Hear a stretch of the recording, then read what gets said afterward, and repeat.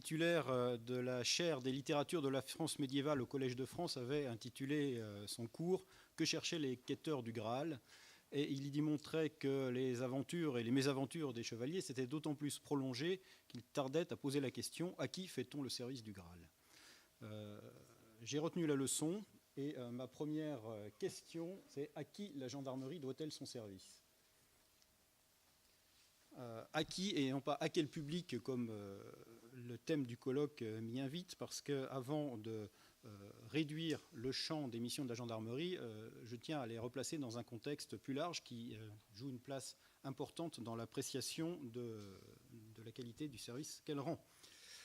Et les sources sont assez peu nombreuses finalement, les sources écrites des missions confiées à la gendarmerie. J'en ai trouvé une dans le Code de la sécurité intérieure. Rassurez-vous, c'est le seul article que je vais citer et il n'y a pas besoin de compter jusqu'à plus de 1 pour le trouver, c'est le L111-1. La sécurité est un droit fondamental. L'État a le devoir d'assurer la sécurité en veillant sur l'ensemble... Je vais vous l'afficher, c'est encore plus simple. Voilà. L'État a le devoir d'assurer la sécurité en veillant sur l'ensemble du territoire de la République à la défense des institutions et des intérêts nationaux, au respect des lois, au maintien de la paix et de l'ordre public et à la protection des personnes et des biens.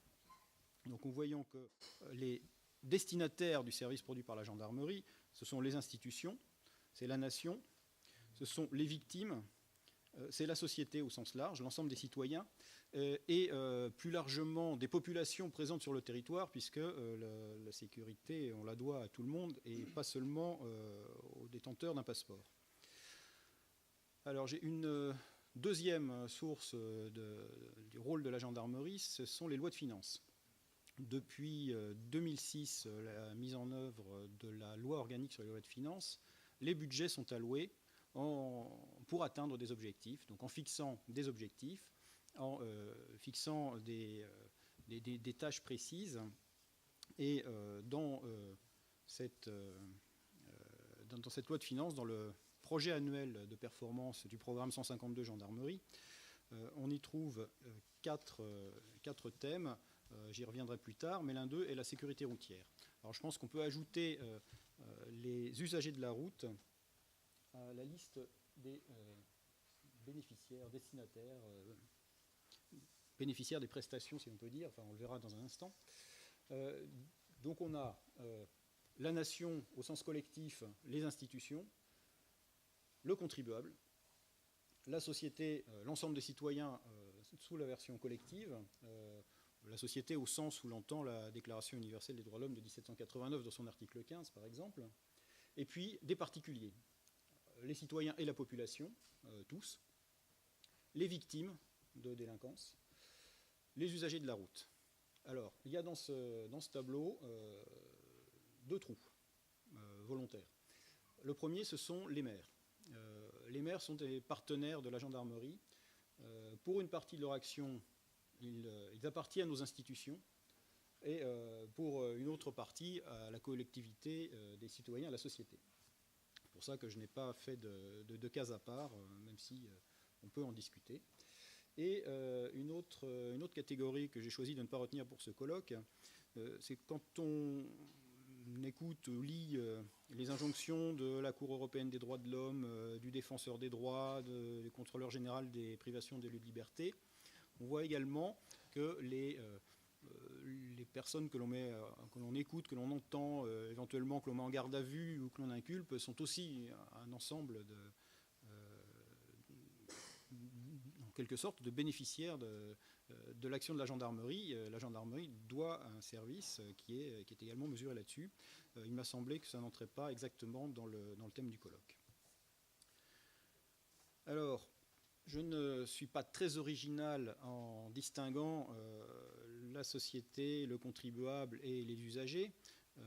Ces trois volets sont au centre de la démarche de performance que l'on met en œuvre depuis donc maintenant 10 ans. Dès le début de la LOLF, dès 2004, le guide de la démarche de performance invitait à retenir des indicateurs de résultats qui mesurent l'efficacité socio-économique, C'est-à-dire, du point de vue du citoyen, quel est l'avantage tiré par l'action des services publics, de l'administration qui a reçu un budget en l'occurrence, la qualité de service du point de vue de l'usager, là on est très nettement dans le thème du jour, et puis l'efficience de la gestion, c'est-à-dire est-ce qu'on rend bien les services au meilleur coût pour la collectivité.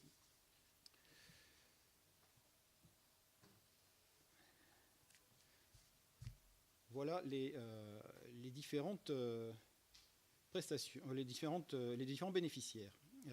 Alors, comment est-ce qu'on peut voir si ce que sert la gendarmerie, ce que produit la gendarmerie, peut être qualifié de prestations? Sont-elles des prestations? Alors, si je rapproche mes deux sources, le Code de la sécurité intérieure et la mission qui accompagne le budget dans les lois de finances, je trouve rassurant de constater que la gendarmerie, le programme 152, la gendarmerie intervient bien dans tous les domaines de la sécurité intérieure. Prioritairement, j'ai mis 2 croix. De manière moins prioritaire, j'en ai mis qu'une. On voit bien que les 4 actions budgétaires permettent de répondre à tous les objectifs de l'État, toute la responsabilité de l'État en sécurité intérieure. Mais jusqu'ici, ça ne m'avance pas beaucoup. Je vais être obligé de décomposer différemment l'activité de la gendarmerie, les actions de la gendarmerie, pour tenir plus compte des finalités de l'action.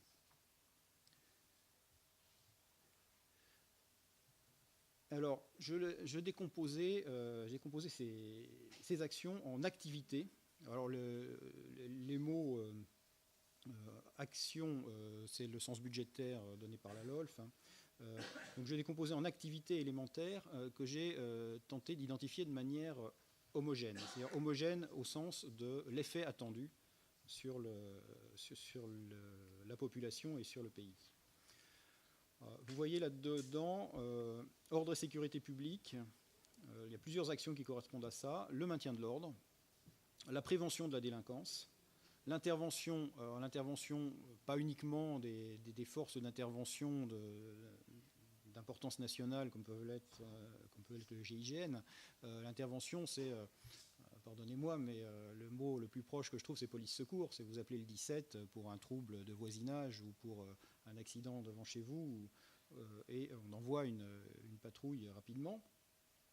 C'est l'accueil. L'accueil qui est aussi la première étape de l'action de police judiciaire quand un citoyen ou une victime va porter plainte. L'enquête qui suit la plainte, l'élucidation de la procédure. Alors les spécialistes de la police judiciaire dans la salle trouveront peut-être à redire sur cette distinction enquête et élucidation. Vous verrez pourquoi je distingue. Il me semble que cela a un effet qui n'est pas exactement le même sur les relations avec les personnes qui se présentent à la gendarmerie. La police de la route. Et puis, la 4e action, c'est les missions militaires de la défense du pays. Alors, j'ai repris dans la première partie du tableau les institutions, les contribuables, la société dans son ensemble. On voit que le maintien de l'ordre a évidemment de l'importance pour la société. La paix civile, pour les institutions, préserver pour le gouvernement, pour le préfet, pour le maire, sa capacité à agir. Mais ça a aussi une influence directe sur la population, et les citoyens et la population au sens individuel, c'est-à-dire les préserver de, comme on l'a dit plus haut, la protection des biens et des personnes. La prévention, même chose, ça s'adresse à la société autant qu'aux individus pour leur éviter d'être victimes. L'intervention, c'est le même ordre d'idées. L'accueil et l'enquête. Alors l'accueil et l'enquête, moi je n'y vois des activités qui ne sont tournées que vers les particuliers, les usagers au sens très large, enfin les individus.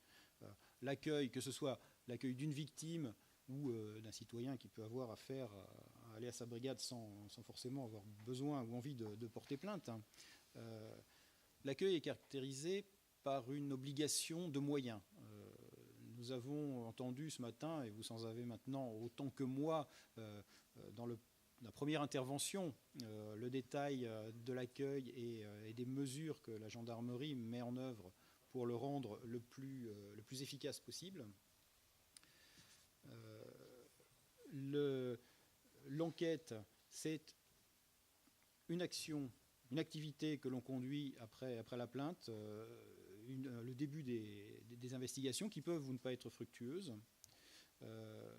À mon sens, cela est vraiment tourné vers la victime pour apporter à la victime tous les éléments, ou en tout cas au nom de la victime, tous les éléments d'analyse de l'affaire et éventuellement déboucher sur de la procédure. Et pour le coup, la procédure, c'est le respect des lois, ce sont des obligations formelles, réglementaires, légales, qui doivent conduire à une décision du procureur. La police de la route, eh bien, même chose que pour la prévention. Le but de la police de la route, c'est d'empêcher, de diminuer les accidents. Donc il y a une part de prévention qui s'adresse à tout le monde. Il y a aussi une part qui s'adresse à la société. Un accident, c'est du trouble, c'est de la douleur, c'est des coûts économiques et sociaux. Cela dit, ça n'est qu'un cas particulier de la prévention ou en cas d'accident et d'infraction grave de police judiciaire. Voilà, la mission militaire, elle ne s'adresse à personne. Alors qu'est-ce que je fais de ce tableau? Pour poursuivre dans le thème du jour, service au public, j'élimine les missions militaires. Elles ne nous intéressent pas directement.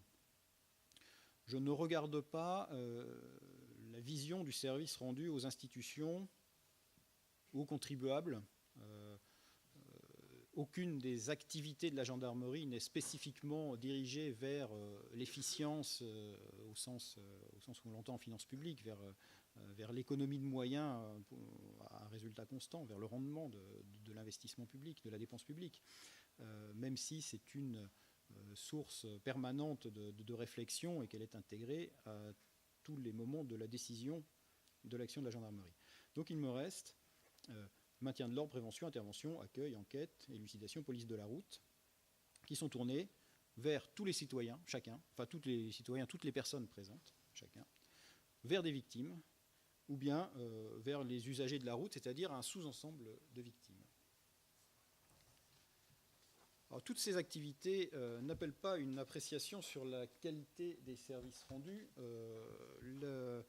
L'accueil, ça se mesure, on mesure surtout une obligation de moyens. L'enquête, on mesure surtout une obligation de moyens.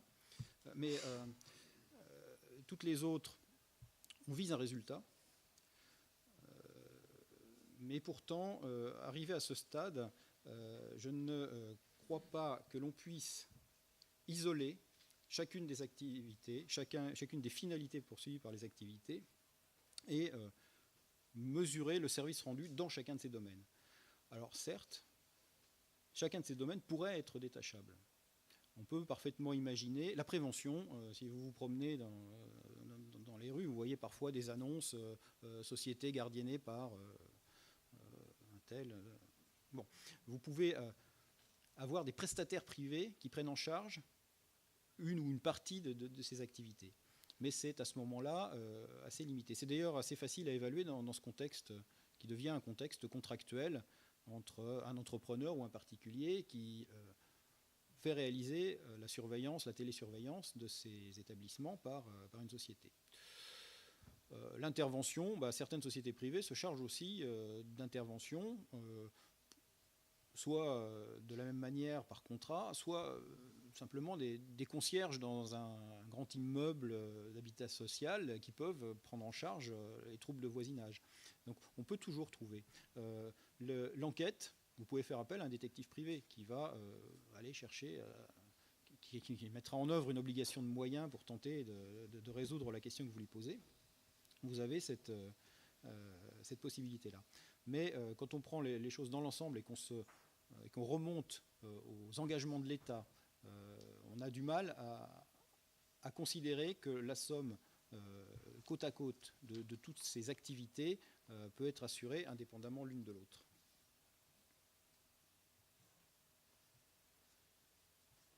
Quels outils avons-nous pour mesurer la qualité du service rendu?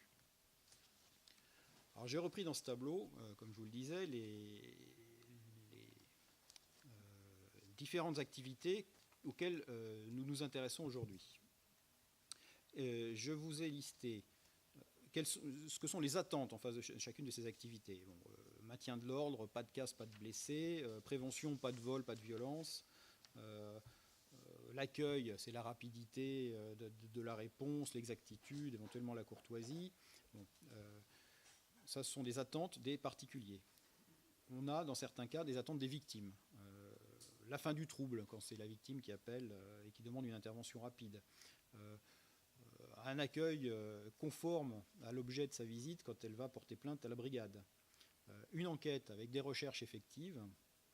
Et puis, en cas d'identification hautement souhaitée du coupable, enfin en tout cas du mis en cause, des poursuites et des condamnations qui ne peuvent intervenir que si l'enquête a été bien menée, respectueuse des règles et dans les formes. Nous avons des outils pour mesurer les attentes dans tous ces domaines. Alors les outils, ce sont, pour beaucoup d'entre eux, des indicateurs du projet annuel de performance. Je vous ai les ai listés ici par leur numéro. Le détail, voici le détail. Dans ces différents indicateurs, j'en ai un seul qui est un véritable indicateur de qualité de service. C'est l'indicateur 2.7 de rapidité d'intervention. L'indicateur 2.7 dès les moyens d'intervention de nuit. C'est dans les indicateurs que l'on a retenus le seul, à mon avis, qui mesure un lien, un résultat direct entre l'action des forces de sécurité intérieure, en l'occurrence de la gendarmerie, et puis l'usager qui doit être le bénéficiaire de cette action, de cette prestation. Donc un délai que l'on espère le plus faible possible. J'ai identifié 8 autres indicateurs qui mesurent les performances du point de vue du citoyen de la société. Enfin, indicateurs du point de vue du citoyen, ce sont, dans le sens de la LOLF, des indicateurs d'efficacité socio-économique.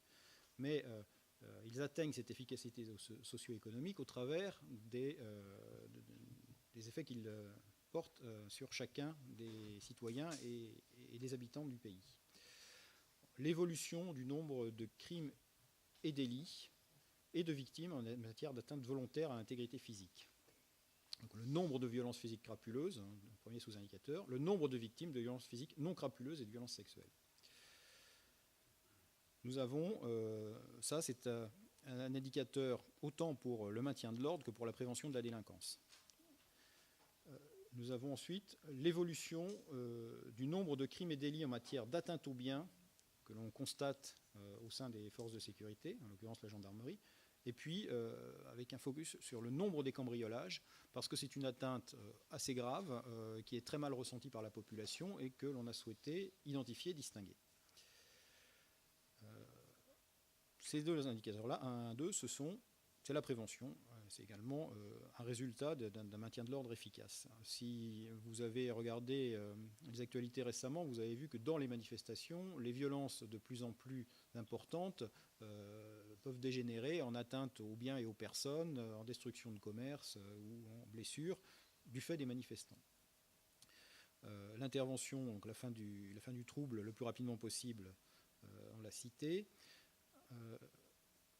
J'ai l'enquête, les recherches effectives. Nous avons un indicateur, plus exactement un sous-indicateur, qui va mesurer le taux de couverture en police technique et scientifique des cambriolages.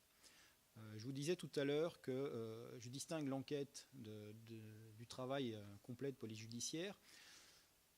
J'y vois un élément important de la relation entre la gendarmerie et les citoyens.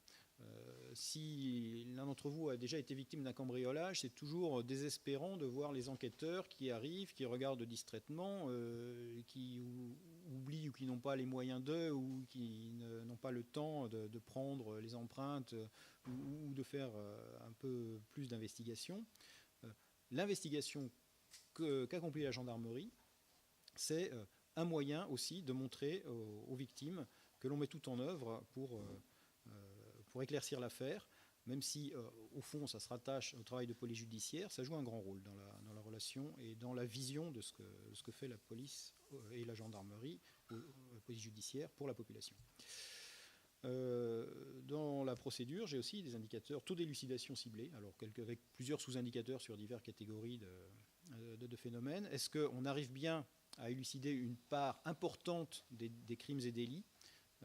Est-ce qu'on arrive à améliorer nos performances en en élucidant plus? Et puis 2.4 également, parce que ça fait partie de la police judiciaire. Je vous ai dit 2.41, c'est l'un des sous-indicateurs du 2.4. C'est la généralisation des actes de police scientifique et technique, parce que ça permet d'élucider à l'avenir. Police de la route, là on en a beaucoup. Le principal, c'est le nombre de tués en zone gendarmerie. C'est finalement l'objectif final que l'on recherche. Le général Watin-Augouard nous laissait espérer 0 mort en 2030. Je pense qu'à la vitesse à laquelle on remplace les véhicules, il faudra attendre un peu plus, mais je suis entièrement d'accord, la technologie nous a aidés jusqu'à maintenant et nous aidera encore. C'est l'indicateur, le marqueur majeur. Le gouvernement s'engage sur un nombre de morts à l'échéance 2020. C'est l'indicateur principal, même si on a également des blessés avec un coût humain très fort et un coût social très fort également. Et puis, 3 autres indicateurs qui sont des indices assez difficiles à manipuler, qui doivent mesurer la manière dont la gendarmerie s'adapte aux causes d'accidents pour mettre en place les contrôles les plus efficaces. Voilà, ça, ce sont les mesures que l'on fait dans le PAP. Donc tous les ans, on en rend compte dans le rapport annuel de performance. Là-dedans, j'avais identifié l'accueil. Alors l'accueil, on a un sondage, vous le savez depuis ce matin, un sondage d'abord des enquêtes avec des clients mystères, et puis un sondage auprès d'un échantillon de personnes qui sortent des brigades après avoir porté plainte et dont on va chercher l'avis et l'opinion. Et nous avons, c'est d'ailleurs extrêmement intéressant, l'enquête annuelle que réalise l'INSEE pour le compte de l'ONDRP, l'Office national de la délinquance et des réponses pénales, qui interroge dans une question les citoyens sur l'opinion qu'ils ont des forces de sécurité. Alors là, pour le coup, ça n'est pas distingué, police et gendarmerie. Voilà. Donc ça, c'est ce qu'on a vu. Nous avons dans le PAP un certain nombre d'autres indicateurs qui ne sont pas rattachables à une activité exercée au profit des personnes. Je ne les détaille pas. Ce sont essentiellement des indicateurs d'efficacité économique, enfin, destinés aux contribuables ou bien à la société au sens institution, nation, mais sans qu'on puisse les individualiser. Donc, l'enquête annuelle de l'ONDRP, cette année, Flash Crime numéro 5, nous a donné ce magnifique graphique qui est extrêmement intéressant et enrichissant pour notre réflexion. Alors, j'espère que vous le voyez bien. Vous avez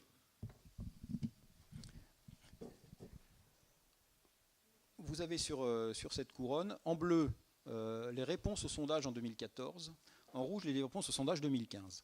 Et on voit que ça a progressé d'à peu près 10 points. Alors, on peut se réjouir, bien sûr, de cette bonne opinion très supérieure en 2015. On n'oublie pas pourquoi la police et la population se sont beaucoup rapprochés, la gendarmerie et la population se sont beaucoup rapprochés. Les forces de l'ordre et l'État ont reçu un assentiment de la population en 2015, mais ça n'est pas tellement cet écart de 10 points qui est intéressant, c'est les variations d'un rayon à l'autre. Alors les rayons, ils vont 2 par 2. Tout en haut, vous avez les hommes, puis les femmes. Ensuite, vous avez les jeunes, les vieux. Vous avez ceux qui habitent dans des grands ensembles et dans des cités, ceux qui ont un autre type d'habitat. Bon, tout ça ne nous intéresse pas aujourd'hui ici. En revanche, vous avez ceux qui ont été victimes d'au moins une atteinte déclarée, ou bien ceux qui n'ont pas été victimes d'atteinte. Et qu'est-ce qu'on voit? C'est qu'à peu près systématiquement, ceux qui n'ont pas été victimes d'atteinte ont un niveau de satisfaction d'à peu près 10 points supérieur à ceux qui ont été victimes d'atteinte. Au rayon suivant, ce sont les craintifs, qui se sentent en insécurité ou qui ne se sentent jamais en insécurité. Ceux qui n'ont jamais eu de crainte pour leur sécurité ont un niveau d'appréciation d'une bonne opinion des services, une opinion satisfaisante ou très satisfaisante des services qui est 10 points supérieur. Vous avez ceux qui sont soucieux, ceux qui, la délinquance est citée comme un problème le plus préoccupant ou n'est pas citée comme un problème préoccupant. On a également un écart de 10 points. Alors d'abord, ça me suggère que probablement ceux qui ont été victimes d'une atteinte, qui se sentent en insécurité et qui considèrent que c'est un problème, c'est peut-être les mêmes. Mais en tout cas, on a pour ces trois-là un niveau qui est autour de 50% et pour les trois autres, un niveau qui est 10 points supérieur, autour de 60. Ça, à mon sens, c'est un élément que l'on doit garder à l'esprit quand on va regarder plus dans le détail la manière dont nous pouvons apprécier la qualité du service rendu et si on peut l'améliorer. J'ai synthétisé sur ce tableau tous les indicateurs dont je vous ai parlé jusqu'à maintenant pour les phénomènes identifiés. Sans les lire tous ligne à ligne, le nombre de violences physiques crapuleuses entre 2014 et 2015 est resté stable. À 5 près, on a une stabilité. Le nombre de victimes de violences physiques non crapuleuses ou de violences sexuelles, il a monté. Bon, est-ce que c'est bon ou est-ce que c'est mauvais ? C'est un indicateur qui est difficile à interpréter. D'après l'enquête de l'INSEE, on a 10% de taux de révélation. Quand on développe l'accueil, quand on forme nos personnels, quand on obtient des conseils généraux, le financement de travailleurs sociaux, on cherche à augmenter la révélation parce que c'est un moyen d'identifier plus d'auteurs et probablement de les neutraliser. Donc dans le but poursuivi par la gendarmerie de protection des biens et des personnes, qui doit conduire à protéger un maximum de personnes, on a intérêt à connaître ces faits. Donc l'augmentation n'est pas forcément un mauvais signe, mais ce n'est pas forcément un bon signe non plus. Tout dépend si le taux de révélation évolue ou pas. Pour être tout à fait franc, aujourd'hui, je n'ai pas d'éléments parce que l'incertitude sur le taux et les séries historiques ne permettent pas de voir s'il a vraiment monté récemment ou pas.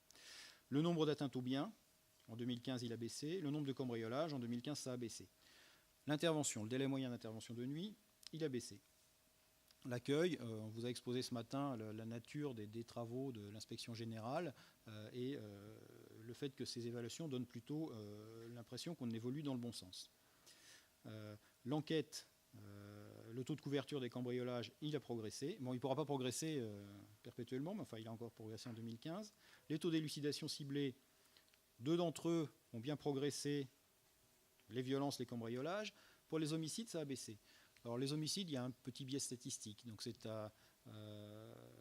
on ne peut élucider que si on a entendu l'auteur. Si l'auteur décède avant son identification, statistiquement, ce n'est pas élucidé. Donc il faut creuser un peu plus. Mais ça représente quand même peu de faits, donc peu d'effets sur la population. Nombre de tués sur les routes, il a évolué dans le mauvais sens. Et les indices d'efficacité de contrôle qu'on aurait aimé garder au-dessus de 1, pour 2 d'entre eux, ils sont descendus. Alors l'indice d'efficacité, c'est-à-dire qu'on proportionne bien les contrôles, l'alcoolémie, stupéfiants, vitesse, aux causes des accidents.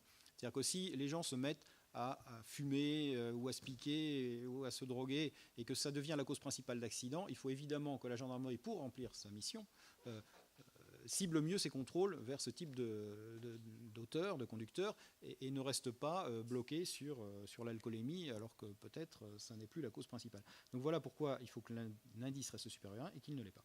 Et puis, on a ce sondage. Alors comme je vous le disais, on a progressé d'une dizaine de points. On a envie de dire que c'est bon. Mais ce que je retiens du sondage, c'est qu'on a intérêt à ce que les grands indicateurs de criminalité, c'est-à-dire le nombre de violences aux personnes ou le nombre d'atteintes aux biens baissent, parce que ce sont les personnes qui n'ont pas été victimes de violences ou de vols qui ont une meilleure opinion de la gendarmerie que les autres. Donc voilà les différents éléments dont on dispose. Est-ce que l'évaluation que nous portons sur nos propres performances est corroborée par l'opinion des usagers ? C'est ce que je crois pouvoir lire dans le résultat du sondage de l'INSEE et de l'ONDRP. Est-ce qu'il faut chercher à mieux cerner la perception des usagers sur chacune des activités de la gendarmerie ? Vous avez sans doute compris dans mon exposé que je tiens beaucoup à mesurer l'efficacité de la mission de la gendarmerie vis-à-vis de la société tout entière. Nous ne sommes pas, je crois, dans un domaine où la somme des intérêts particuliers pourrait conduire à un intérêt collectif. Pour ça, il y a deux raisons. C'est que si je me braque sur les activités une par une, sur les attentes individuelles classées par catégorie, je vais être obligé de développer des indicateurs ou de développer des relations, pas contractuelles, mais quasiment des engagements, un peu comme la charte Marianne, des engagements de moyens qui sont bloquants dans la mesure où chacun devient une priorité. Et quelle est la conséquence de ça? C'est que si on est verrouillé sur un ensemble d'obligations factuelles, formelles, on perd la continuité, la mutabilité du service public. On ne peut plus adapter le service public à l'environnement si on se verrouille trop. Donc, en conclusion, nous avons une lecture des résultats de la gendarmerie dans beaucoup de domaines qui intéressent la population. Que les résultats soient bons ou mauvais, ils sont à mon avis plutôt pertinents, même si on peut les améliorer, et ils donnent une bonne vision de ce que la gendarmerie rend comme service public, et également pour les quelques indicateurs dont on dispose, une vision moins étendue mais assez précise de ce que la gendarmerie rend comme service au public. Merci, monsieur le doyen.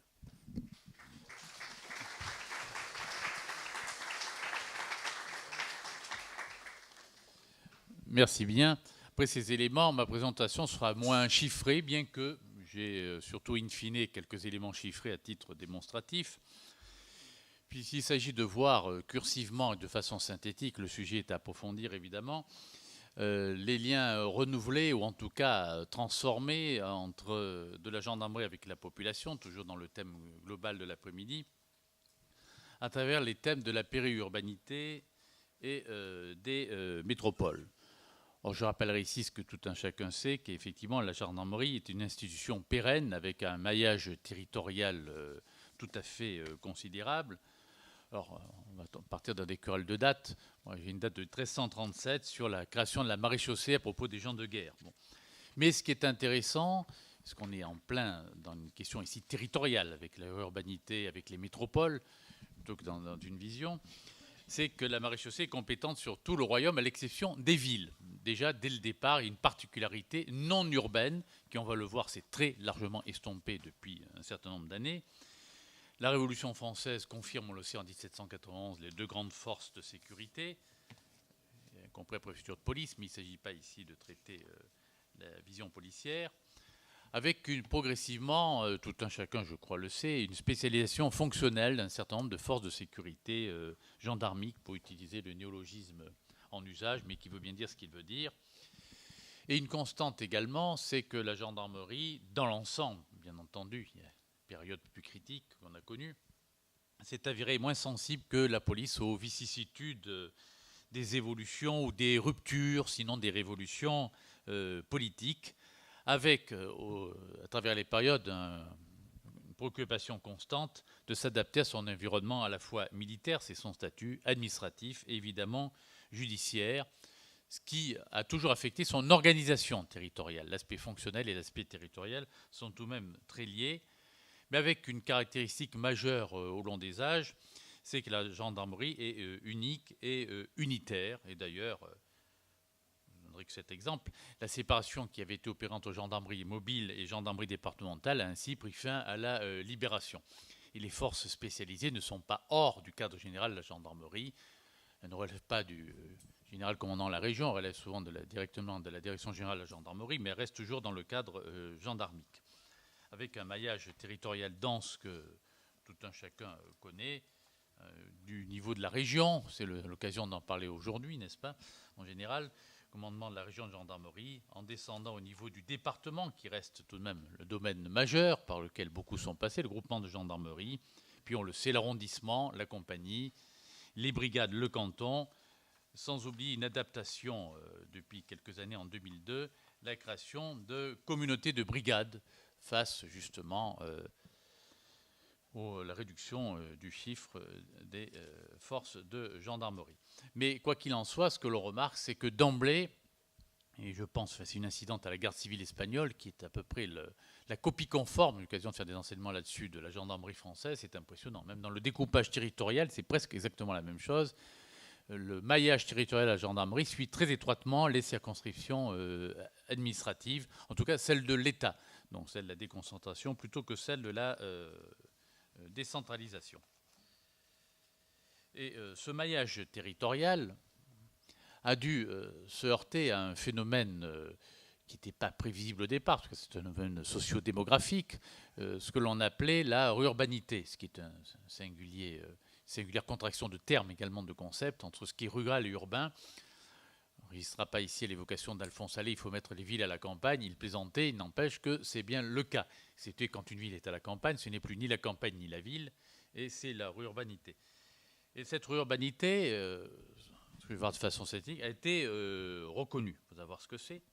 Ce qu'est la périurbanité, ses conséquences d'ailleurs sur l'institution gendarmique, car il y a un phénomène de rétroaction qui n'a pas été neutre. L'apparition de la rurbanité a modifié l'état d'esprit de l'institution, et l'aspect de métropolitain, au sens des réformes administratives récentes, entre de la loi NOTRe, le nouvel échelon métropolitain n'est pas, nous n'en sommes qu'au début, qu'au balbutiement, depuis fin 2011, sans incidence également sur l'organisation et en tout cas l'activité gendarmique. Alors, reconnaissance de la périurbanité, qu'appelle-t-on, là encore de façon synthétique, il y a des milliers de pages de sociologie, de démographie là-dessus, qu'appelle-t-on la notion de périurbanité? Alors, ça paraît simple. Péri en périphérie, c'est ce qui est en marge des villes. Une fois qu'on a dit ça, évidemment, on va quand même pas très loin. Il faut tout de même être un peu plus précis. C'est en réalité un environnement rural qui a subi, à partir des années 70, donc un certain nombre de décennies, des transformations profondes, c'est-à-dire le peuplement diffus de zones rurales à proximité des agglomérations urbaines. C'est ainsi que cela a été défini. Phénomène qui s'est étendu à la plupart des villes françaises et reste important autour des plus grandes villes. Donc il y a le pôle urbain et sa couronne périurbaine. Bon, c'est typiquement parisien, mais c'est très vrai aussi à Marseille. C'est vrai, en tenant compte du facteur montagne, c'est vrai à Nice, c'est vrai à Grenoble, c'est vrai à Lyon, mais ou même dans des agglomérations même importantes, moins importantes, comme Strasbourg ou Rouen, par exemple. Et ce n'est pas simplement le fait que dans ces zones, le bâti est continu. Alors, dans le langage des démographes, c'est qu'il y a au maximum 200 mètres de séparation entre les habitations. Donc, on va presque en droit de l'urbanisme. Un bâti continu, c'est 200 mètres maximum entre chaque habitation. Nous sommes en zone périurbaine. Or, je n'ai pas fouillé pour savoir à partir de quoi les 200 mètres ont été calculés. J'imagine que ce n'est pas arbitraire, mais plus de 200 mètres, nous ne sommes plus en zone périurbaine. Moins de 200 mètres, on est en zone urbaine. On va dire, au moins, c'est un critère qui est simple. Il suffit de mesurer les 200 mètres. Et il y a une influence du pôle urbain central sur cette zone. Pour qu'il y ait une périurbanité, il y a encore un chiffre très particulier, il faut au moins que 40% des habitants de la zone périurbaine travaillent dans le centre urbain. Donc il y a un phénomène également de facteur travail qui est pris en considération et pas uniquement de facteur bâti ou de facteur démographique.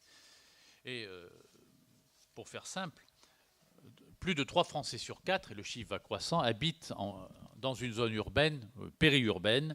Et sur 40 ans, le chiffre est intéressant, les zones périurbaines ont augmenté très exactement de 41,5%, ce qui est quand même pas rien. Bon, on va dire en chiffre brut, c'est pas énorme non plus, c'est 4 millions d'habitants. Enfin, 4 millions d'habitants, ce n'est pas négligeable. Donc c'est un phénomène qui a été en expansion, caractérisé par de grands flux migratoires et caractérisé, d'ailleurs François Dieu avait travaillé là-dessus aussi, par l'augmentation des réseaux de transport routiers, ferroviaires et la nécessité d'amélioration d'infrastructures et de services publics. Si les personnes s'installent et qu'il n'y a pas de services publics, avec tout le maillage là aussi, la complexité que cela implique, il n'y a plus rien, ainsi qu'un nouveau mode de vie, un nouveau style de vie, y compris dans des dimensions qui n'ont rien de sympathique, mais qui concernent très directement l'activité gendarmique, ce qu'on peut appeler le mal-être social.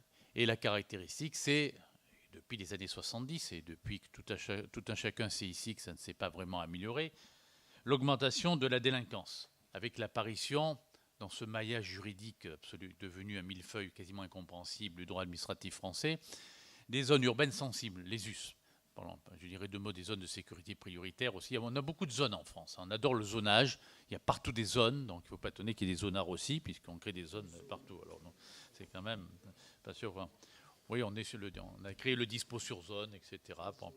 Voilà. Donc on aime bien. D'ailleurs, un Français sur 12 habiterait dans une ZUS, une zone urbaine sensible. Les pauvres. Peut-être certains parmi vous en font-ils partie. Désolé. Bon. Et avec l'urbanisation urbaine apparaît un terme qui a fait fureur, excepté qu'on ne sait plus trop ce qu'on y met dedans, les violences urbaines. Excepté quand depuis quelque temps, les violences urbaines sont plutôt dans les cœurs de ville. Ça ne vous a pas échappé lors des dernières manifestations. Mais on parle de violences urbaines continues, allant des rodéos aux émeutes, novembre 2005, en passant par des phénomènes autres. Et cette périurbanité, disais-je, n'a pas été sans conséquence sur la façon dont la gendarmerie traditionnellement départementale, en tout cas, peut-être pas pour la gendarmerie mobile, concevait sa fonction et concevait son image. Je cite encore François Dieu, qui est quand même un expert en la matière, qui écrivait que la gendarmerie était, je dis était parce que mon sens c'est plus tellement vrai, une force rurale de police initialement.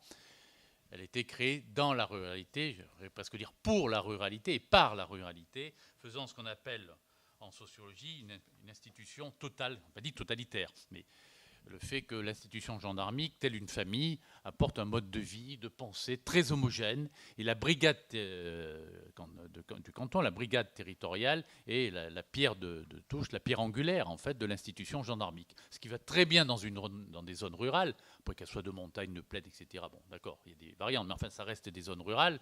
En revanche, en zone urbaine, c'est le secteur police, donc c'est pas la question ne s'est pas posée jusqu'à présent, mais en zone périurbaine, oui. Parce qu'il n'échappe à personne que la périurbanité, évidemment, on est loin du bucolique, ni du géorgique, ni de quoi que ce soit.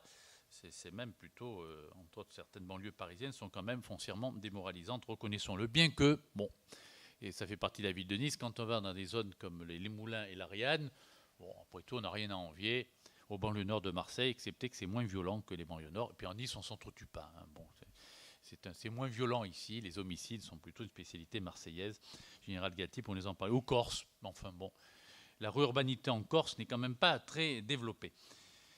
Et donc, la gendarmerie a dû tenir compte, et le politique également, de l'adaptation au périurbain, qui était une première chose. Et dès 1975, ça date quand même pas d'hier, commission Tricot, nom de Bernard Tricot, qu'on a connu dans pas mal de commissions, s'est penchée sur la carte des circonscriptions de police pour les faire concilier avec les nouvelles limites urbaines. Puis il y a eu d'autres commissions, Racine en 78, Cabane en 1983, puis la grogne, entre guillemets, de 1989, pour que là aussi, la gendarmerie soit, en tout cas en partie, réorganisée face au phénomène urbain en 1996. Commission nationale de réflexion sur l'action de la gendarmerie dans les zones périurbaines, avec l'identification de 3 types de brigades. Ça fait, ça fait très police et gendarmerie, mais c'est finalement assez normal. Les brigades alpha, en zone gendarmerie ou mixte, dont les paysages ruraux sont devenus périurbains. Les brigades bravo, ce qui n'est pas une appréciation laudative, c'est simplement que ce sont des endroits où la délinquance a augmenté. Alors pourquoi bravo, ça je ne sais pas, au Rio Bravo. Oui, et Charlie qui suit effectivement. Les zones touristiques, dont d'ailleurs Colonel Vino va nous parler tout à l'heure. Oui, ça peut être Delta, effectivement. Delta plane, c'était pas mal aussi. Enfin bon. Donc, en 1999, près d'1 millier de brigades sont identifiées comme étant dans des zones périurbaines, sur environ 3600. C'est quand même pas mal, ça fait quasiment le tiers. Donc, la périurbanité n'est pas quelque chose d'anecdotique, comme me semble-t-il. Je me trompe peut-être, souvent dans l'opinion publique, dit oui, on doit mourir en zone périurbaine, mais c'est marginal. Finalement, il n'y en a pas beaucoup, ça reste complètement épisodique. La gendarmerie, celle qu'on connaît, c'est pas tellement celle du gendarme de Saint-Tropez, qui est quand même dans une zone urbaine, vous l'avez remarqué, mais c'est les gendarmes qu'on connaît, avec l'exception du redouté peloton autoroutier, bien entendu, redouté par les chauffards, bien sûr, pas par les gens qui conduisent bien, il n'y a pas de problème, ou, et alors là, à mon avis, je pense que c'est plutôt la confusion quelque chose, les gendarmes mobiles, il suffit de voir comment les journalistes voient des CRS partout.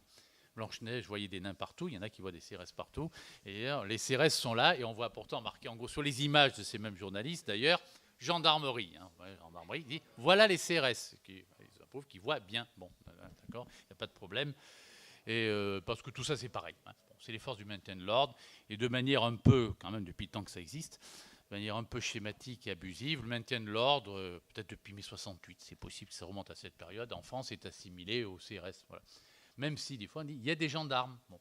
Mais on ne s'en rend pas toujours compte, puisque ce n'est pas vous que je vais apprendre qu'effectivement, les deux forces sont utilisées cumulativement, en particulier à Paris, pour la préfecture de police, même dirigée par des commissaires, pour le maintien de l'ordre. Mais la gendarmerie mobile ne module pas en quelque sorte l'image globale de la gendarmerie. Ça paraît tellement spécifique, tellement particulier le maintien de l'ordre qu'on n'assimile pas en réalité la gendarmerie aux forces de gendarmerie mobile. Ça reste relativement à part et assez incompris. En revanche, pour les gendarmes, donc les nombreux, de plus en plus vivants dans les zones périurbaines, eh bien, c'est le développement d'incivilité, comme on dit, d'agression, d'un monde qui devient agressif, ou comme l'écrivait un gendarme, en rural, le gendarme moyen était reconnu dans sa campagne. Dans le périurbain, il devient un flic à abattre. Parce que les sympathiques jeunes en souffrance sociale qui, de temps en temps, manifestent leur juste mécontentement devant une société capitaliste exploiteuse, évidemment, j'ironise, ne font pas de distinction entre, vous comprenez, le policier et le gendarme. Bon, quand même pas trop leur demander. Déjà, même les pompiers, même les médecins ont droit au même traitement. Alors, leur expliquer... je vais vous expliquer, c'est un psy qui n'est pas la même chose qu'une gendarmerie mobile. De toute façon, on n'a même pas le temps d'expliquer quoi que ce soit. On a déjà reçu plusieurs coups sur la tête si ce n'est pas des pavés ou des poubelles. Donc, on n'a pas vraiment le temps. Ce qui fait qu'il y a une dissociation en zone périurbaine entre la brigade territoriale et son territoire, celui avec lequel elle était familier, ce qui n'a pas été sans porter atteinte au caractère total, au sens d'institution de la gendarmerie, parce qu'il n'y a pas qu'il y ait une déstructuration, mais c'est des nouveaux défis, et en particulier, comme la police le connaît en zone urbaine, un sentiment d'insécurité, non pas de la population, mais des gendarmes eux-mêmes. Pas qu'il n'y ait pas d'insécurité dans les zones rurales, mais enfin, celle tout de même des zones périurbaines est tout de même considérable. C'est pour ça qu'il y a eu des tentatives d'adaptation, allant au niveau des liens avec la police et d'autres institutions, au niveau régional, des groupements d'intervention régionaux, en 2002, uniquement par circulaire, mais également sur la redistribution des services entre police et gendarmerie, ce qui est arrivé à plusieurs reprises.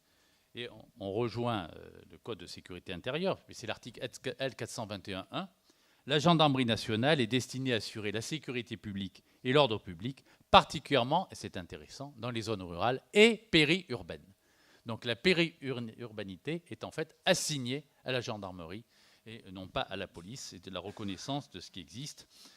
Et vous savez que l'effort de rationalisation, de redéfinition des zones de compétence entre police et gendarmerie n'est pas facile.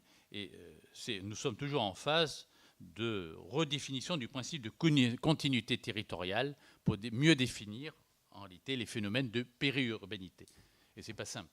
Qu'est-ce que périurbanité? C'est gendarmique, oui, c'est très bien. Mais une fois qu'on a dit ça, qu'est-ce qui vraiment, quand il faut découper, avec, vous le savez tous, le facteur politique. Le maire, non, moi je veux garder ma brigade, ou à l'inverse, non, moi je veux garder mon commissariat, je ne veux pas passer en centre de gendarmerie, avec des psychodrames qu'il y a eu dans toutes les régions, par-ci, par-là, avec des maires protestants, sans beaucoup de rationalité, il faut le reconnaître, mais enfin, par rapport à leur population, enfin, il n'y a pas que dans ces domaines, pensons au phénomène hospitalier, l'hôpital qu'on ferme, la catastrophe, etc., même si plus personne ne va s'y faire soigner, mais c'est souvent une question de principe. Et la Cour des comptes elle-même, en 2011, avait relevé qu'il fallait une approche plus fine de la cartographie des bassins de délinquance pour préciser les redéploiements. Dire que sortant des frontières administratives classiques, départements, pas tellement la région, ça a un grand avenir, mais départements, communes, etc., Cour des comptes considère qu'il faut sortir de ces frontières pour avoir un déploiement qui tient compte, en effet, des bassins de délinquance. Ce qu'ont essayé de faire, enfin on n'en est que depuis 2012, un enseignement là-dessus à Paris, les zones de sécurité prioritaires, qui ne sont pas spécifiquement gendarmiques. Il y a des zones gendarmiques minoritaires, des zones mixtes avec la police, des zones purement policières, et un certain nombre de ces zones, il y en a ici à 10, sont dans des zones et dans des secteurs effectivement périurbains, où là, le pouvoir réglementaire, puisqu'il ne s'agit pas du législateur, a fait fi des découpages administratifs classiques. Vous savez comment fonctionnent ces zones. Il y a des types de délinquance identifiés, qui sont définis entre autres par le corps préfectoral, et l'ensemble des forces de sécurité, pas que la police et la gendarmerie d'ailleurs, doivent s'adapter en désignant des objectifs bien précis. Et on ne s'occupe pas de savoir si mais c'est police, c'est gendarmerie, c'est pas les deux, sauf quand les zones sont découpées, quand elles sont mixtes. Bon. Et semble-t-il, il paraît que ça fonctionne assez bien au niveau de la coopération, de la complémentarité, y compris fois avec les polices municipales. Et il est apparu un nouveau facteur qui est celui des métropoles, l'apparition du phénomène métropolitain. Donc les métropoles ont été créées, enfin la première métropole c'est celle de Nice, avec la loi de novembre 2010, c'était la toute première métropole à être créée. Il y a le cas qui a un statut législatif complètement particulier de la métropole lyonnaise, et le cas de la métropole marseillaise. Après il y a les métropoles ordinaires entre guillemets, qui ont pour caractéristique un important regroupement démographique. Et est-ce que la gendarmerie, on se doute que la réponse est non, puisque j'ai évoqué les zones de sécurité prioritaires, qui sont par définition dans des secteurs urbains ou périurbains, là aussi elle ne s'arrête pas à ce domaine. Est-ce que la gendarmerie y est présente? En fait, oui, et beaucoup plus qu'on ne pourrait le croire. Pour prendre les deux exemples de Nice et de Marseille, bon, Nice, c'est la métropole niçoise, c'est 550 000 habitants. Elle va jusqu'aux montagnes du Mercantour. C'est vraiment les Alpes-Maritimes. Métropole marseillaise, c'est une centaine de communes à peu près, compris des secteurs ruraux. Une approche un peu simpliste, sans se préoccuper des éléments chiffrés et établis, dirait, bon, de toute façon, ce sont des métropoles, donc la gendarmerie ne doit pas être très présente. Il y a sans doute quelques communes, là, vers les montagnes, mais sinon, elle n'y est pas. C'est une zone police par excellence. Et c'est vrai que la police y est très présente, police nationale. Ce serait effectivement, pourtant, une erreur. La gendarmerie est également très présente aussi. Et comme on est en région PACA, je ne vais pas parler de Lyon ou je ne vais pas parler de Strasbourg, ça serait un peu paradoxal, je vais parler de Marseille et de Nice, avec des éléments chiffrés qui m'ont été fournis. Et la gendarmerie en région PACA, effectivement, a une présence, enfin, là aussi importante. Pour faire simple et sans trop bombarder de chiffres, la région, c'est horrible un PACA, Provence-Alpes-Côte d'Azur, la sonorité, on pourrait trouver mieux, mais surtout qu'en provençal, un PACAN, ça signifie un plouc. Alors en plus, bon, si on réfléchit comme ça, avec des querelles du style, je l'évoquais avant-hier soir, d'un collègue économiste marseillais, était marseillais, expliquant, c'était pas sympathique pour eux, les Toulonnais sont des Marseillais qui se prennent pour des Niçois. Ce qui est une manière très brutale de leur enlever toute identité. Bon, oui, bon. Ils se prennent pour des Niçois, ils se la jouent. Ce sont que des Marseillais, ils n'ont pas compris. C'est méchant. Hein. Mais ça n'engageait que lui. Mais ça, je ne me risquerai pas à ce genre de choses. Donc, la gendarmerie est présente sur 85% du territoire de la région PACA. C'est quand même pas négligeable, bon, ça on le sait. Sur 952 communes sur les 6 départements, 890 sont dans le secteur gendarmerie. Bon, ce ne sont peut-être pas les plus peuplés, mais ça reste à voir, les éléments le montrent. Si on regarde les zones, simplement, je vais revenir sur les métropoles après, de périurbanité. Bon, les chiffres parlent d'eux-mêmes. Hein. Si on regarde le groupement de gendarmerie du 06, après il y a les détails, mais ce n'est pas la question, ça fait à peu près 72% des effectifs qui sont en zone périurbaine, dans les Alpes-Maritimes. C'est moins dans le département des Bouches-du-Rhône, malgré la présence de Marseille, mais c'est tout de même 38% des effectifs de gendarmerie qui sont présents en zone périurbaine. C'est moins, mais ce n'est pas négligeable. Le chiffre remonte avec le Var, le 83, ça représente 40%, c'est à peu près pareil. Et ça peut paraître surprenant puisqu'il s'agit du Vaucluse, mais c'est 63% pour le Vaucluse qui est présent, la gendarmerie présente en zone périurbaine. Donc ce ne sont pas des chiffres négligeables, ce n'est pas anecdotique. La périurbanité gendarmique, en tout cas dans cette région, mais dans d'autres aussi, n'est pas négligeable, elle est particulièrement importante. On est loin, même si elle n'est pas fausse, nuançons. Pas dit qu'il n'y a plus de gendarmerie dans les campagnes et les montagnes. Bien sûr qu'elle existe toujours. La brigade traditionnelle ou les communautés de brigades, de plus en plus souvent, existent toujours. L'une n'a pas chassé l'autre. Mais il y a une nouvelle, entre guillemets, enfin nouvelle, ça fait quand même au moins 30 ans, hein, mais une nouvelle gendarmerie qui est apparue, qui s'est dessinée, et qui n'est pas encore, me semble-t-il, très présente dans l'opinion publique ou dans l'esprit collectif. Ce n'est pas l'image qu'on a, effectivement, de la gendarmerie. Je ne parle pas des unités spécialisées qui sont très peu connues. La gendarmerie transport aérien, que peu de gens connaissent, gendarmerie maritime, etc. On en parle, on regarde, parler de quoi c'est les gendarmes qui prennent un bateau? Non, c'est autre chose. C'est quand même un peu plus compliqué. Gendarmerie qui s'occupe de la sécurité nucléaire. Combien de gens savent qu'en fait c'est une activité gendarmique? Bon, c'est vrai que ça ne fait pas grand monde, c'est très spécialisé. Mais alors là, il faut vraiment connaître le sujet pour voir à faire. Mais ça, ce n'est pas le problème. Hein. Je parle des grands effectifs de la gendarmerie territoriale. Tournons-nous vers les deux métropoles, Nice-Côte d'Azur et Marseille. On pourrait aussi parler d'Avignon, mais Avignon, c'est une communauté d'agglomération, ce n'est pas une métropole. Donc je préfère en rester au ce qui est juridiquement, administrativement, une métropole. Bon, je commence par Nice, ça ne vous surprendra pas. Je suis niçois, je ne vois pas pourquoi je commencerai par Marseille, hein, donc c'est logique. Donc 90% des communes de la métropole sont en zone gendarmerie. 45 sur 49. Hein. Ça fait, je simplifie, 92% de la superficie. Bon, c'est important. Mais évidemment, le bémol arrive, 21% seulement de la population. Donc une grande superficie, c'est souvent le cas dans les chiffres de la gendarmerie, une population moindre. Bien que 21%, ça fait quand même 113 000 habitants. Hein. C'est quand même pas négligeable. Avec 17 brigades, 63 officiers de police judiciaire, peloton de gendarmerie de haute montagne, gendarmerie mobile, etc. Donc un maillage serré. On ne peut pas dire qu'il y a une compagnie de gendarmerie à Nice. On le sait, une compagnie de gendarmerie à Cannes, une compagnie de gendarmerie à Antibes, gendarme mobile. À Nice, elle est à côté de la maison d'arrêt, on ne peut pas ne pas la voir. Ça surprend parfois des personnes, mais qui connaissent un peu. On est en zone police, comment ça se fait qu'il y ait une compagnie de gendarmerie à Nice qui est en zone police? Pourquoi y en a-t-il eu à Cannes? Comment ça se fait? Est-ce que c'est normal? Oui, c'est normal, mais on peut discuter en effet de la répartition, du redécoupage. Mais là, on n'est même pas en périurbanité, on est en pleine zone urbaine. Au cœur de Nice, vous avez la compagnie de gendarmerie, qui n'a pas évidemment tout à fait les mêmes fonctions qu'elle aurait si elle était dans ces secteurs purement ruraux. Pour la métropole, AMP, c'est Aix-Marseille-Provence. Vous savez, c'est créé au forceps, avec quand même le tour de force de la quasi-totalité des maires qui sont contre, mais le maire de Marseille qui est pour. Vu le poids démographique de Marseille, vous avez compris que sur une centaine de communes, Marseille-Ville, c'est à peu près 900 000 habitants. Alors c'est sûr que sur la population d'1,8 million habitants, vous en avez la moitié, c'est la seule ville de Marseille. Il est évident que le poids démographique de Marseille fait que ville très différente de Nice, hein, par le fait d'être 30% de la population de Marseille est en dessous du seuil de pauvreté. Hein. Alors, pas qu'à Nice, c'est que des milliardaires, loin de là. Hein, il suffit d'aller dans les zones dont je vous ai parlé, mais c'est quand même pas les mêmes chiffres. Hein. C'est pas du tout les mêmes proportions.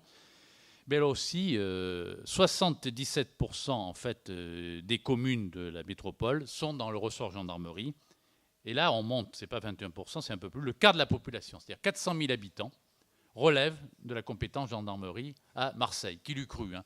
On arrive à Marseille, on se dit là, les gendarmes, il n'y en a plus, tous disparus, hop, il n'y a plus que des policiers. Mais non, il y a encore beaucoup de gendarmes, il ne faut pas croire. Je crois, général, vous me direz si je me trompe, il y a 1000 ou 2000 gendarmes, non, 1000 gendarmes à peu près sur Marseille, hein, sur à peu près. Je crois qu'il y a 2000 policiers, il y a 1000 gendarmes, donc 3500. Oui, c'est que. Donc ce sont des. Et le chiffre m'avait impressionné quand on en avait été là-bas. Il y a 200 officiers de police judiciaire, hein, qui relèvent de la section de recherche, qui n'est quand même pas négligeable. Vous comprenez pourquoi on a fait un feuilleton qui se passe à Nice, avec ces sections de recherche. On a quitté Bordeaux, on est venu à Nice. Mais c'est intéressant. Bon, pour la population, je pense que ça n'explique pas grand-chose, mais quand on s'intéresse au sujet, même si, pour faire plaisir peut-être à la gendarmerie, montrer l'hôtel, la section l'implantation de la section de recherche à Marseille, mais sur la colline du château, alors c'est un montage, évidemment, sur la colline du château, il n'y a aucun hôtel de police et de gendarmerie, ça serait d'ailleurs urbanistiquement parlant impossible, mais c'est comme à Bordeaux, c'est présenté en plein centre-ville, pour montrer ces autres choses. Donc, en réalité, ce qu'il faut voir, c'est que avec l'apparition maintenant ancienne de la réurbanité, qui est un concept en effet démographique et sociologique, mais qui correspond à quelque chose, à une réalité.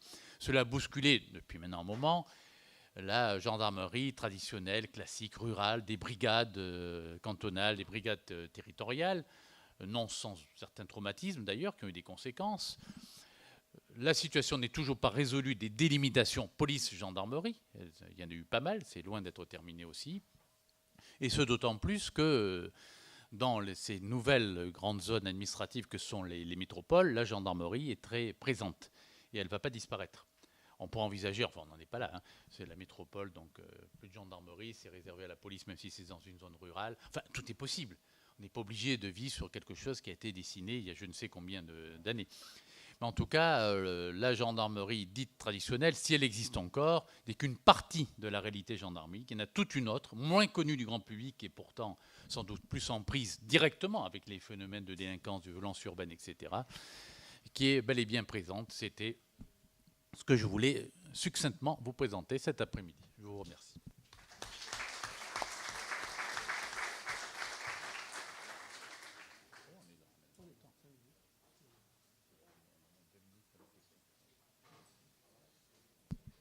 nous en arrivons au stade des questions.